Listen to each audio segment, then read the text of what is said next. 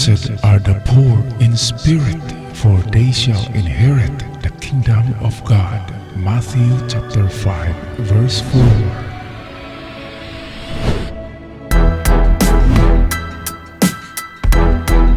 Hello lovely people all over the Philippines, Luzon, Visayas at Mindanao, lalo na sa aking mga avid subscribers and followers. How are you today?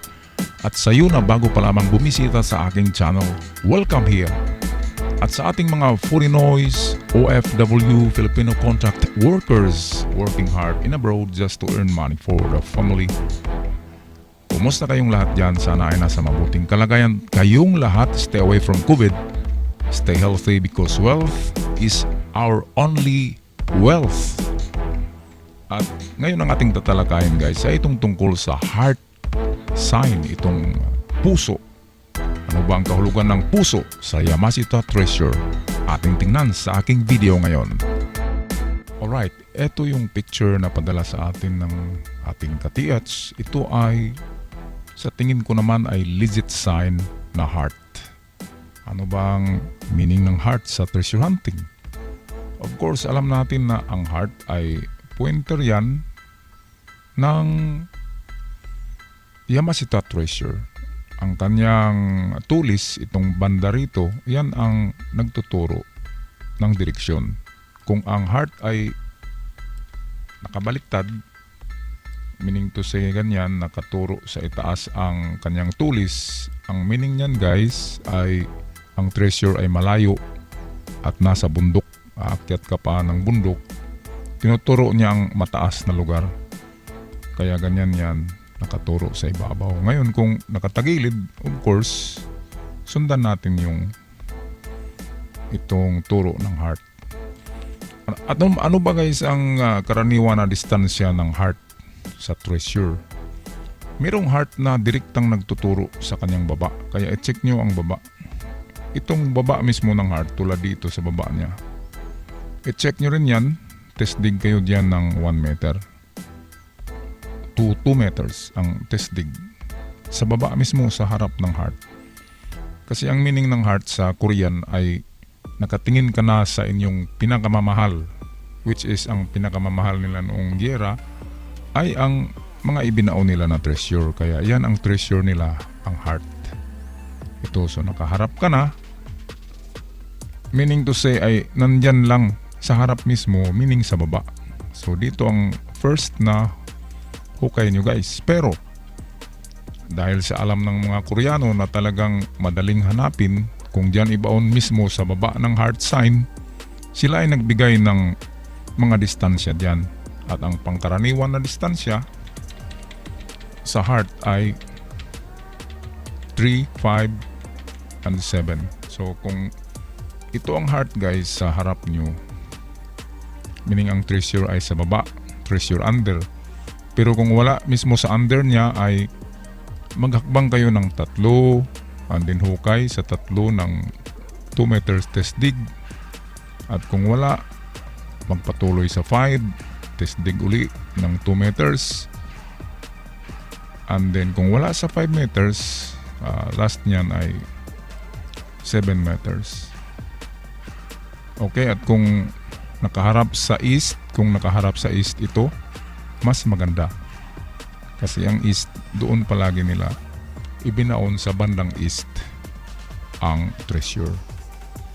Ngayon kung itong bato na ito guys ay yung east ay dito na side,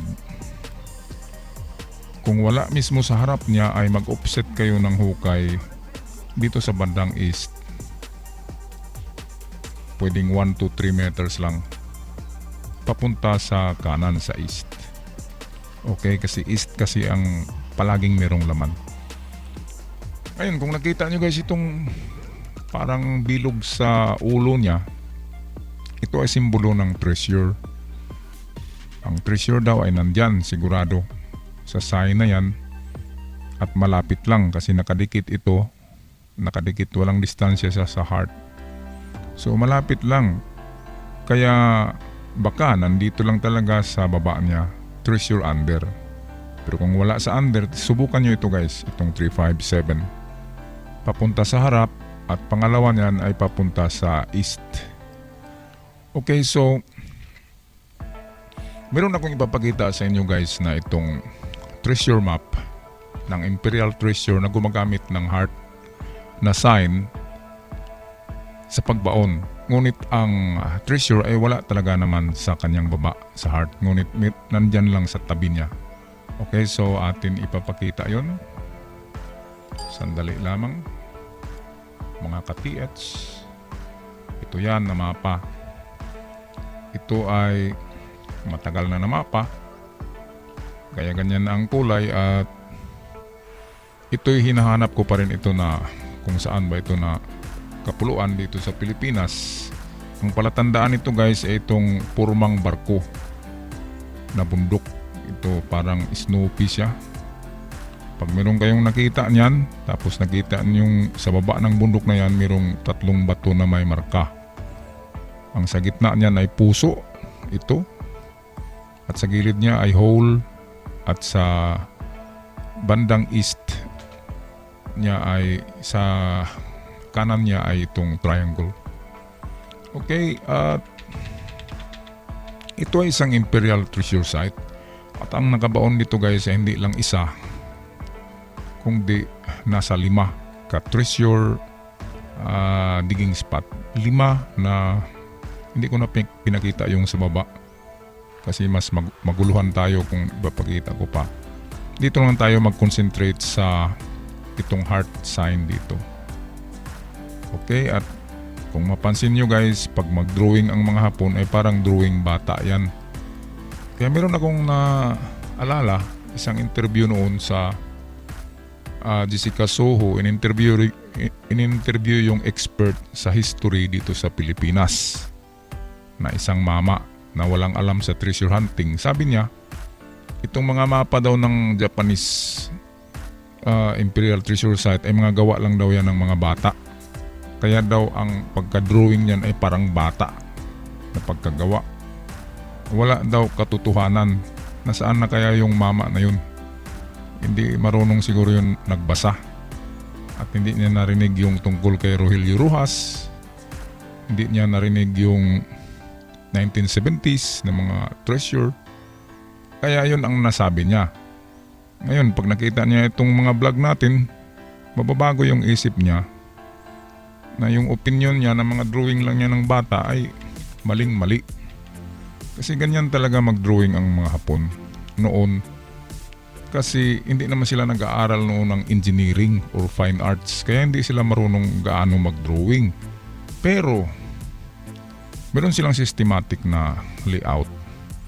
Pag sila nagbaon guys ay sa likod ng kanilang treasure site ay palaging merong background na bundok. Itong bundok na ito ay madaling matandaan kasi hugis siya barko. Kung nakita nyo nagaganyan yan, barko yan.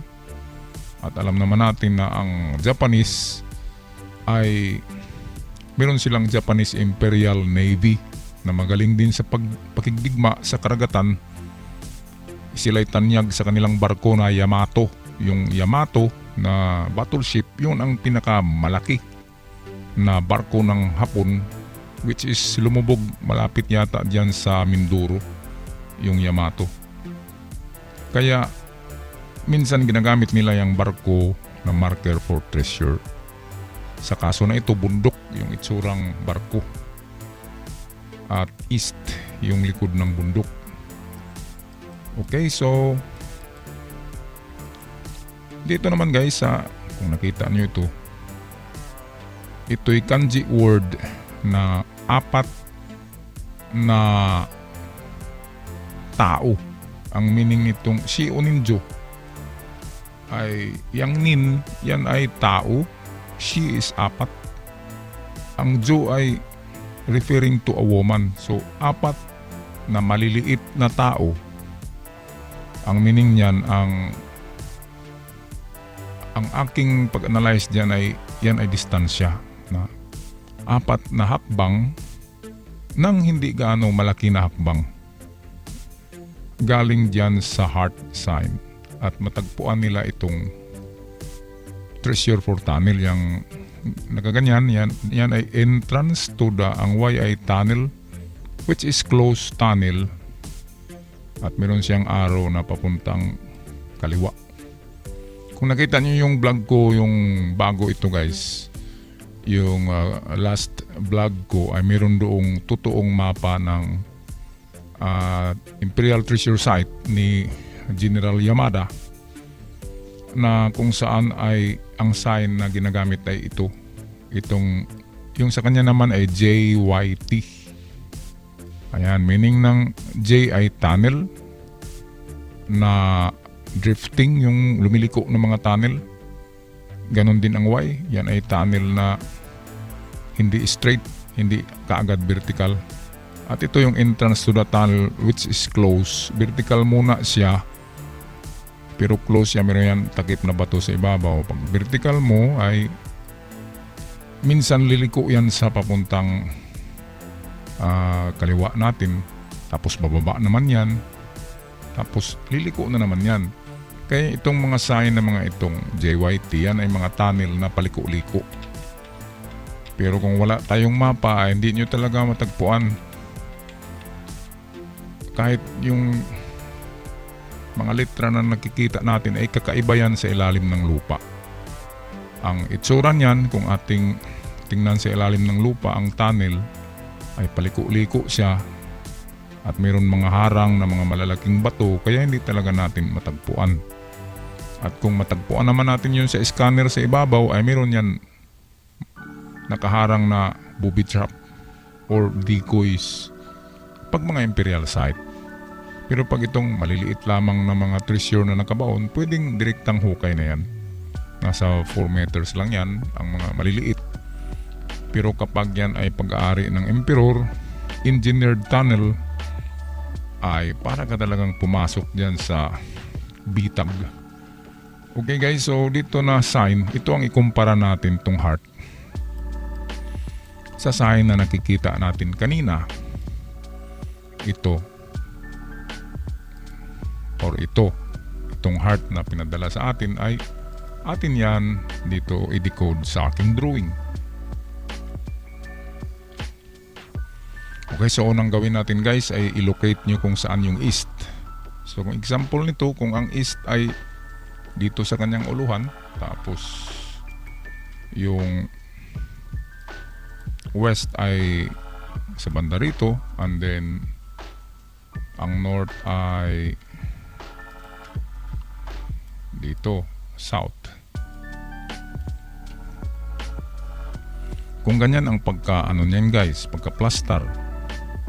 So i-cross nyo muna yan, and then tingnan nyo ang tinuturo ng heart. Itong heart ay meron yan tinuturo, ang tulis. So tingnan nyo ang tulis ng heart. Ito ang direction niya.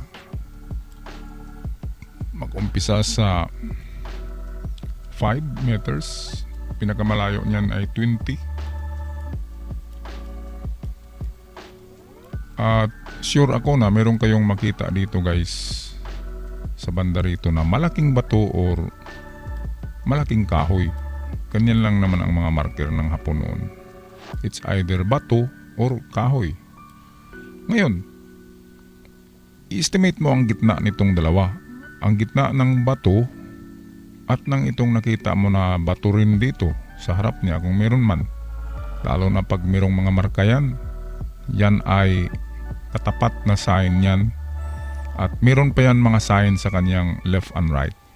So kung nakuha nyo na itong center guys, ito yung center niya, ay dito kayo mag-cross ng itong mga directions. Okay, example, kanina nasa itaas tayo, dito tayo nag-cross kasi hindi natin alam na may mga bato. Ngayon, kunwari alam natin na may mga bato rito at kahoy, so dito na tayo nag-cross sa gitna nitong heart sign, ito, at sa gitna nito. So ito na yan ang gitna guys. So bagong linya na ito. Ayan, so wala na itong sa itaas. Ngayon, ano bang importansya ng linya na yan? Itong north tsaka south. Ang importansya niyan guys, kasi hakbangin mo naman ito, pinakamalayo naman ay 20. At sa linya na ito ay meron ka pa ring makitang bato diyan na malalaki at meron niyang marka na nakatago lamang. Minsan ay nabaon na sa tagal ng panahon, yung sign ay nasa lupa, natabunan. Kaya pag malalaking bato yan guys, ay hukayin nyo ang gilid ng bato, merong mga marka yan. Ngayon ito yung kanyang south, meron kayong nakita na bato diyan. Ngayon dito naman kayo papunta sa north. Okay, hakbang 5, 7 hanggang 20 kahakbang, and then meron na naman kayong makita diyan na bato na malaki. Minsan ang pangatlong bato ay walang marka para maguluhan ka. Yung ibang sa triangulation diyan, 3 bato lang ang meron. Ang pang-apat niyan ay kahoy. At ang kahoy ay hindi na yan makikita sa panahon ngayon, kaya mahirap na hanapin ang item. Pero kung alam nyo itong ganitong method using compass, ay malukit nyo yung mga bato na nakabaon sa tagal ng panahon. Pati na yung patay na kahoy na ugat na lang natira, ay makikita nyo yun. At sa hana at sa itong tulong ng metal detector na magaling, na maganda, yung deep seeking metal detector, pag meron kayo niyan, sa tulong niyan ay lalong mapadali niyong paghanap ng nakabaon na item. Ngayon guys, bakit ba ito i-cross natin? Kulayan natin ng blue. Kasi ganyan talaga yung magbaon ang mga Hapon. Gumagamit sila ng kompas at ang pinaka marker nila ay east. East palagi ang palatandaan, kasi ang east ay hindi yan nawawala. Yung sun, rising sun, yun ang kanilang pinaka-marker. At sa alignment ng east sa west, nandyan lang yung mga bato na mayroong mga marka. Ngayon, ang pag-estimate natin ng gitna, para mahati natin, magagawa tayo ng north at south na linya. Ang purpose naman nito ay mahanap natin itong ibang bato, which is, ngayon, pag nakapurma na yan na triangle guys, yan ay legit na mga marker na yan, na mga boulders. Example, 3 bato ang nandito at naka-triangle sila, ayan. At kung triangulation na yan, naka-triangle na, ay madali nyo lang hanapin ang item, di ba? Pwedeng dito sa baba ng bato na ito, pwede dito, depende sa mga sign na makita nyo, pwedeng sa baba mismo ng heart. At kung wala dyan, pwede sa kalagitnaan ng 2 bato dito, or pwedeng sa center dito. Okay, ngayon ipapakita ko sa inyo ang itong isang drawing ko na galing doon sa mapa na Imperial Treasure Site na mayroong heart sign. Okay, ito yun guys. Alright, ito yun guys, yung kuha natin hango doon sa original map na Japanese Imperial Treasure Site na gumagamit ng heart sign. Ngayon, di ba halos magkapareho to sa aking sinabi kanina? Kung ito yung nakita nyo na heart sign, ngayon, puntahan nyo dito sa unahan. 20 meters pinakamalayo, hanap kayo dyan ng malaking bato or old tree. Dito sa Japanese Imperial Treasure Site ay old tree ang katapat ng kahoy, ay migdat ng heart. At sa old tree ay mayroong pako dyan. Ang meaning ng pako, yan ay nagtuturo na ang treasure ay nandito lamang sa bandang ito. Nasa 3 meters lang galing sa punong kahoy, dyan maghukay. At kung ang pako ay nandito sa kabila, meaning dito ka maghukay, 3 meters din. Yun ang nakalagay doon sa mapa kanina. Merong nakalagay dyan na kanji word na kuzi. Kuzi means itong pako. Hanapin daw yung pako sa kahoy, at pag may pako, nandyan ang item na tinuturo ng pako. Kaya ito guys, kung makita nyo, naka-triangulate yan, yung 3. Ayan. At ito yung kanilang center. Ang kahoy ay medyo malayo-layo ang kahoy kaysa 3 naka-triangulate na bato. Kaya yung heart nyo na sign ay tingnan nyo sa bandang sabihin natin ito naman yung north, tapos south itong kahoy, and then west, east. So puntahan nyo guys dito sa papuntang east dito. So kung nakuha nyo na ang center ng kahoy at saka heart, ito guys, kung nakuha nyo na itong center, so madali na lang hakbangin ang papuntang east, which is ganun din, 20 meters pinakamalayo, and then going west 20 meters pinakamalayo.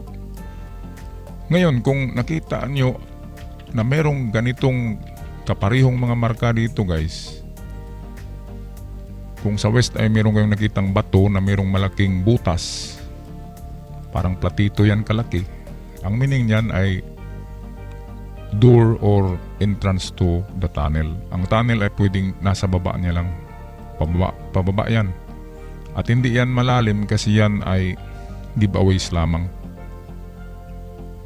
Itong dito sa may triangle, yung merong ganito na sign YT, ito yung malalim.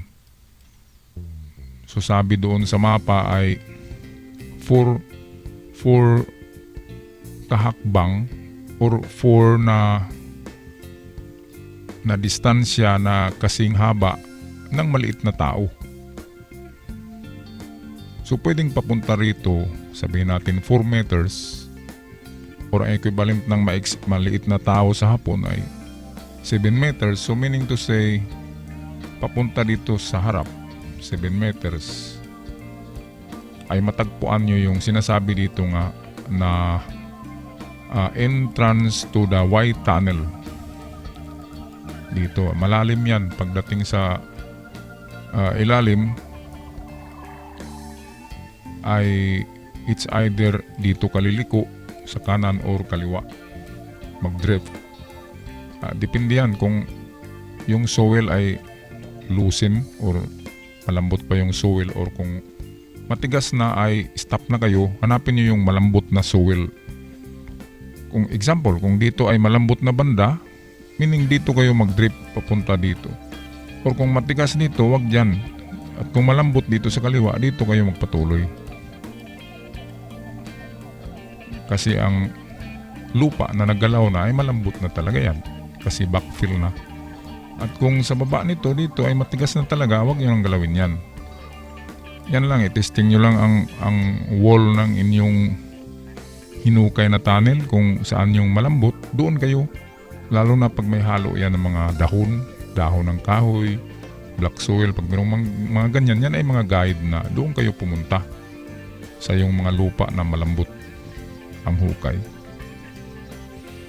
Alright, so balik tayo sa heart sign natin guys. So ito, balik tayo dito guys. Kung ito lang talaga ang nakita nyo, ay mahirapan talaga kayo kung walang mga bato rito, walang bato dito, walang bato sa kanyang harap, hindi siya nagpurma na cross, at hindi rin siya naka-triangle. Sabihin natin lonely talaga, nag-iisa lang yung bato na yan. Ang meaning ay ang treasure, dalawang klase ang paghanap nito guys. Ang treasure ay nasa kanyang harap, kasi ganyan ang meaning ng heart sign. Nakatingin ka sa mahal mo. Ang mahal mo ay treasure. Nakatingin ka dyan sa heart, meaning itong dulo ng heart, yung tulis niya, yan mismo ang nagturo. So meaning to say ay nakaturo mismo sa baba. So literal, dito ang hukay, 2 meters this dig. Ngayon kung wala dyan guys, doon na tayo mag-adjust sa 3, 5, mga hukay ito hanggang 7. 3, 5, 7. So hukay sa 3, hukay sa 5, hukay sa 7. 2 meters lang palagi. At kung sa 2 meters ay loosen soil pa rin, malambot pa rin doon, hukay pa rin. Pero kung matigas na yung hindi nagalaw ang lupa, ay wag na magpatuloy. Masasayang lang ang inyong energy. Ngayon, kung hindi nakaharap sa east, kung hindi east itong banda rito, sabihin natin ang east ay nandito na side. So ito ang pangalawang option. So second option is going to east. kahit hindi nakaharap ang heart sa east, ganun pa rin kasi ang east talaga yung sun ang kanilang marker. Doon palagi nakaharap yung mga treasure pag sila nagbaon. Minsan nasa likod, meaning nasa west. So kung wala sa east, ay nandito rin sa west ang paghanap niyan. Pero hanggang pangalawang option lang tayo. Ganun din ang gawin natin guys. Ay dito muna tayo umpisa sa kanyang baba. So meaning 1 meter tulad ng ginawa natin dito. So dito rin tayo maghukay mismo sa baba pero medyo gilid nakaharap sa east. So kung nakatayo ka dito, ayan, ito yung east. So wala dyan. Punta tayo sa 3 meters, hukay tayo. Wala rin. Punta tayo sa 5. At kung wala rin ay last na tong 7. 2 meters pa rin. Okay, at kung sabihin natin ay wala talaga, pwede kayong gumamit ng third option which is going to west. Kasi ang sun pa rin ang guide at ang sun ay nakaturo yan sa west. Kaya pwede rin kasi merong mga treasure na yung tinatawag na eclipse. Yung shadow ng bato ang tinitingnan. Tulad nito guys, example ng eclipse. Example, nandito yung sun. Sabihin natin alas 9 sa umaga, so nandito yung angle niya. Matirik na, mainit na yan, alas 9. So ang angle ng alas 9, pagtatama yan sa bato, ayan. So itong banda rito, dyan yan ang shadow ng bato. So meaning to say ang ating hukay ay dito sa alas 9. Pero hindi natin alam kung anong oras sila naghukay, kung ay nagbaon noon. At kung nagbaon sila ng alas 11, sabihin natin dito na ang araw malapit na sa kanyang itaas. So alas 11, meaning to say dito ang hukay. Kaya mas maganda gamitin ang 357 or 135, 135 at 7. Kasi walang kawala talaga dyan. Kahit na alas 12 pa sila dyan nagbaon or alas 6 sa umaga, kung alas 6 ay nandito pa yung araw sa baba, meaning malayo. Kung tatama ang shadow diyan sa bato ay nandito, malayo. Pero imposible naman na alas 6 sila magbaon. Kumakain pa sila niyan, di ba? So 357 meters distances ang ideal distances ng paghanap ng treasure na mayroong ganyang sign na heart na walang indicator ng distances. Alright guys, sana ay nakapagdagdag ako ng kunting kaalaman sa ating partial analysis ngayon sa sign na heart. Maraming salamat sa inyong pag-subscribe. Stay healthy, stay away from COVID, and may the fortune be with you. Ciao for now.